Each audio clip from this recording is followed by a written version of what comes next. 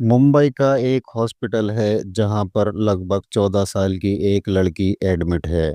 उस लड़की के इलाज के लिए लेडी डॉक्टर पूछताछ के लिए गई तो लेडी डॉक्टर पुलिस अधिकारी साफ सफाई करने जाएगा तो लेडीज डिपार्टमेंट से ही कोई जाएगा, यानी कि उस कमरे के अंदर एंट्री है तो सिर्फ महिला लेडीज की। इसके अलावा कोई भी व्यक्ति पुरुष नाम से ना तो कोई वहां एंट्री होगी और ना ही पुरुष का नाम वहां लिया जाएगा। दरअसल वो लड़की पुरुष नाम से इतना भयभीत है कि इतनी डरी हुई है कि नाम सामने आते ही लड़की की सांसें जोर जोर से चलने लगती हैं।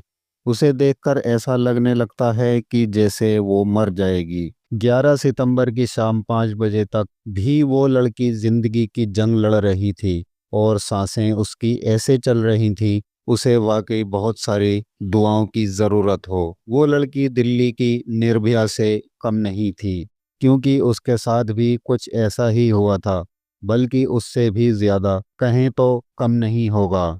आज की ये सच्ची घटना मैं आपको सुनाने जा रहा हूँ। ये सच्ची घटना है महाराष्ट्र के पुणे शहर की। दरअसल यहाँ का एक थाना है बनवारी, और इसी थाने के क्षेत्र में रहने वाले एक लड़की जिसकी उम्र 14 साल है, उसके माता और उसके पिता किसी नर्सरी में नौकरी करते हैं, काम करते हैं, पेड़ पौधों की रखवाली उनको तैयार करते हैं। ये 31 अगस्त की रात 10 बजे के आसपास की वारदात है। ये लड़की अपने एक दोस्त से मिलने के लिए पुणे के रेलवे स्टेशन पर पहुंच जाती है। वहां जाकर उस लड़के का इंतजार कर रहे थे।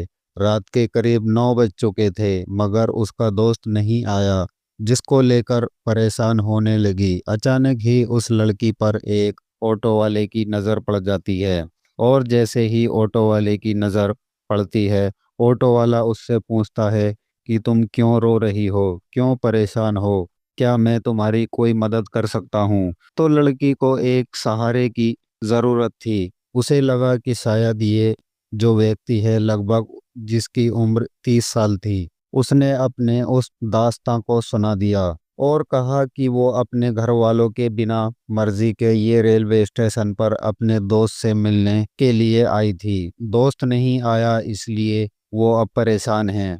इतना सुनने के बाद ऑटो वाला वहां से चला जाता है और करीब 10 मिनट के बाद फिर वापस लौट कर आता है। उसने कहा कि जिसका तुम इंतजार कर रही हो, दरअसल वो लड़का बाहर खड़ा हुआ है और वो यहाँ आना नहीं चाहता। वो शर्मिंदा है अपने किए पर, लेट हो गया है, इसलिए मेरे साथ चलो और मैं तुम्हें उससे मिलवा दूंगा। वो लड़की क्यों रो रही थी? काफी देर से उसके पास ना कोई पीने के लिए पानी था, वहां आसपास उसे पानी के लिए कोई स्रोत था। उसने उस ऑटो ड्राइवर को एक बोतल दे दी और उसका पानी उसने पी लिया। दोनों साथ साथ बाहर तक चल रहे थे। अचानक से लड़की को चक्कर आने लगते हैं और वो लड़की गश खाकर गिर जाती है। इससे पहले कि वो लड़की गिरे, वो ऑटो तक लेकर जाता है और उसके बाद में उसे जंगल की ओर ले जाता है, जहां ले जाने के बाद उसके साथ बलात्कार करता है। कई घंटे तक उसे अपने साथ रखता है। वो 14 साल की लड़की, उसे कुछ भी होश नहीं था क्योंकि वो नशे में थी। उसे पानी के रूप में कुछ नशीली पदार्थ पिलाया गया था। इसके बाद जब वो 2 या 3 घंटे बीत जाते हैं, वो ऑटो ड्राइवर एक लॉज में लेकर जाता है। एक छोटा सा होटल होता है। उस होटल में जब लेकर आता है तो वहां पर एक पहले से ही कुछ लड़के उन दोनों का इंतजार कर रहे होते हैं। लड़की एक कमरे में जाती है। 31 अगस्त की रात 10 बजे 31 अगस्त की रात 10 बजे ये वाकया शुरू होता है, और उसके बाद होटल में जाने के बाद, लॉज में जाने के बाद उस लड़की को अंदर कमरे में बंद कर दिया जाता है और उसके पूरे कपड़े उतार दिए जाते हैं, यानी कि उसके बदन पर एक भी कपड़ा नहीं था। अब वो लड़की शर्मा रही थी और उसके साथ पहले बलात्कार हो चुका होता है और धीरे धीरे उसे होश आता है। तब तब उसके साथ लगभग 11 लड़के बारी बारी से रेप कर चुके थे। दिन निकल जाता है और दिन भर यही काम चलता रहता है। एक के बाद एक लड़का आता रहता है और ये सिलसिला लगातार चलता रहता है। शाम हो जाती है, यानी कि इस कमरे के अंदर वो लड़की लगभग 24 घंटे तक रहती है और वो 12 लड़के 24 घंटे तक उसके साथ बलात्कार पर बलात्कार करते रहते हैं और वो लड़की भूख से प्यास से तड़पती रहती है। वो कई बार कहती है कि मुझे खाने के लिए कुछ दे दो, मुझे पीने के लिए कुछ दे दो, मगर कोई भी उसकी गुहार नहीं सुनता है, उसकी कोई पुकार नहीं सुनता है। उसकी चीखों की आवाज़ भी उस कमरे से बाहर जा रही थी। ना जाने क्यों वो होटल के मालिक या आसपास के लोग उन आवाज़ों को सुन ही नहीं पा रहे थे।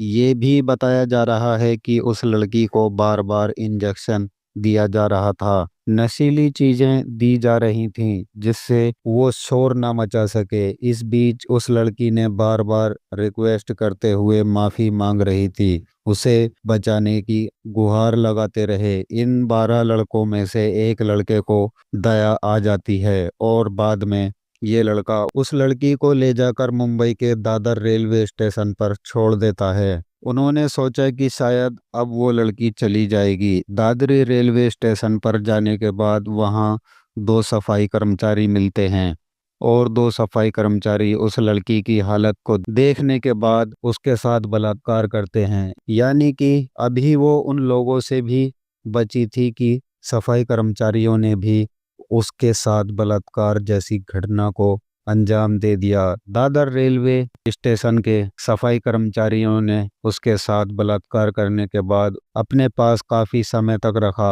और एक ऐसी ट्रेन में बिठा दिया जिस ट्रेन की जो दिशा थी वो उत्तर की ओर जा रही थी। कई सौ किलोमीटर का सफर करते हुए वो लड़की चंडीगढ़ पहुंच जाती है।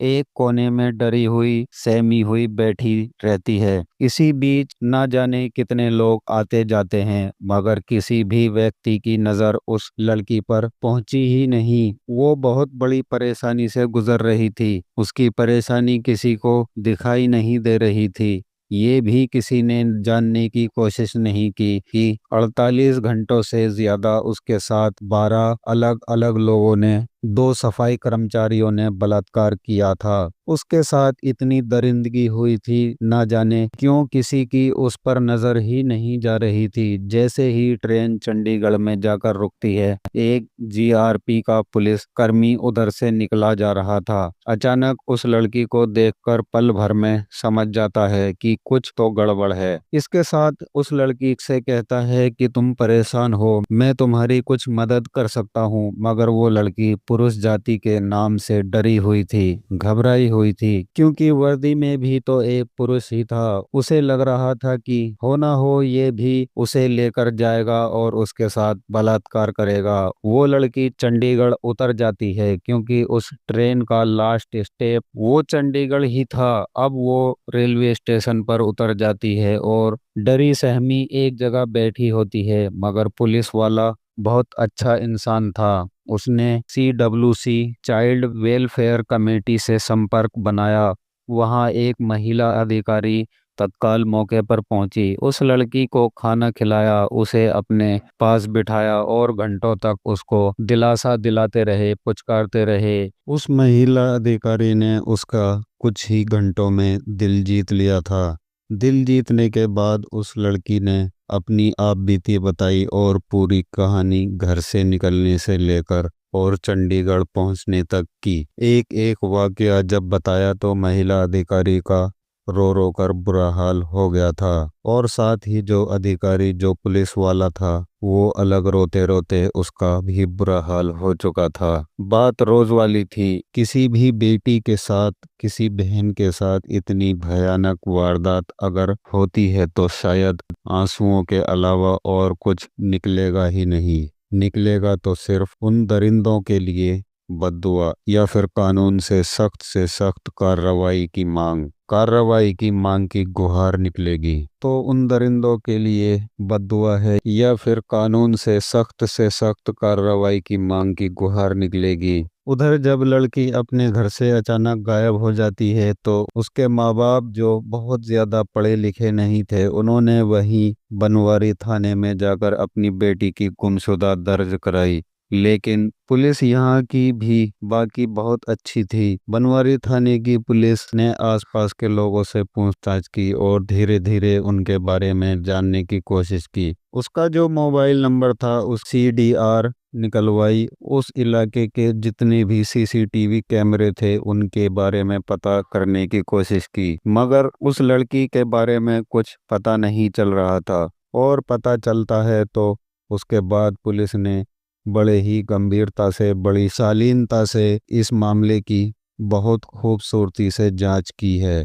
यानी कि इस पूरी कहानी में पुलिस की जितनी तारीफ की जाए उतना ही कम है। जैसे ही चंडीगढ़ की पुलिस बनवारी पुलिस से कांटेक्ट करती है तो उसके बाद यहाँ से उस लड़की को से मुंबई लाया जाता है और मुंबई लाने के बाद उसको हॉस्पिटल में एडमिट कराया जाता है। जितना भी स्टाफ है टोटल महिला स्टाफ ही उस लड़की के इलाज में, उसकी खिदमत में, उसके हर ज़रूरत को पूरा करने में लगा हुआ है, क्योंकि वो लड़की पुरुष जाति नाम से डरी हुई है, घबराई हुई है। इसके बाद पुलिस ने जब मामले की जांच पड़ताल शुरू की है तो 100 से ज़्यादा CCTV कैमरों को खंगाला गया है और खंगालते खंगालते आखिरकार पुणे रेलवे स्टेशन पर एक ऑटो वाला मिल जाता है। उसी में वो लड़की थी और उसी ऑटो का नंबर उस CCTV में कैद हो जाता है। पुलिस ने आरोपी को, जिसकी उम्र लगभग 30 साल थी, उसको गिरफ्तार किया, उसको पकड़ा और एक एक करके जितने भी लोग थे, यानी कि 12 लोग, 12 के 12 लोगों को पकड़कर उसके बाद उस लड़की ने जो बताया, अपना बयान दिया था, दादर रेलवे स्टेशन का उन दोनों सफाई कर्मचारी को पकड़ा। फिलहाल पुलिस ने अभी तक इस मामले में 16 आरोपियों की गिरफ्तारी की है जो इस केस में सीधे सीधे तौर पर जुड़े हुए हैं। मुंबई पुलिस की प्राथमिकता है कि इस मामले को फास्ट ट्रैक कोर्ट में चलाया जाए ताकि अगले 10 से 15 दिन में, लगभग 1 महीने, इस केस में निर्णय आना चाहिए और जितने भी दरिंदे हैं, जितने भी आरोपी हैं, सबको फांसी की सज़ा कम से कम होनी चाहिए। मैं सैल्यूट करता हूं उस पुलिस को जो GRP पुलिस का सिपाही था और सैल्यूट करता हूं उस महिला को जिसने इस लड़की का दिल जीत लिया, जिसने उन लोगों को हॉस्पिटल पहुंचाया। और मैं सैल्यूट करता हूं उस पुलिस को जिसने इस मामले की 5-6 दिन में खुलकर सबके सामने रख दिया। ये कहानी आपको ज़्यादा न्यूज़ चैनलों पर या फिर ज़्यादा अखबारों में दिखने को नहीं मिलेगी, क्योंकि मीडिया की जिम्मेदारी होती है कि वो कम से कम पूरी कहानी आपके सामने रखे। इसको उठाने की ज़रूरत थी, लेकिन लोगों को सचेत और जागरूकता करने की ज़रूरत थी। उस बेटी को न्याय दिलाने की ज़रूरत थी जो शायद मीडिया इस मामले की दिलचस्पी नहीं ले रही थी। इस कहानी को सुनाने का उद्देश्य ये भी है कि किसी को परेशान करना नहीं है, किसी का दिल दुखाना नहीं है, बल्कि आपको सचेत करना है, आपको जागरूक करना है। और आप जहाँ भी रहें अपना ख्याल रखें, अपने बच्चे बच्चियों का ख्याल रखें, सुरक्षित रहें। तो चलिए दोस्तों, ये थी आज की छोटी सी वीडियो पसंद आए तो दिल से लाइक कर देना, शेयर कर देना, और जो मेरे भाई चैनल पर आ रहे हैं वो हमारे चैनल को ज़रूर सब्सक्राइब करें। तो चलिए मिलते हैं किसी और दिन अगली वीडियो में।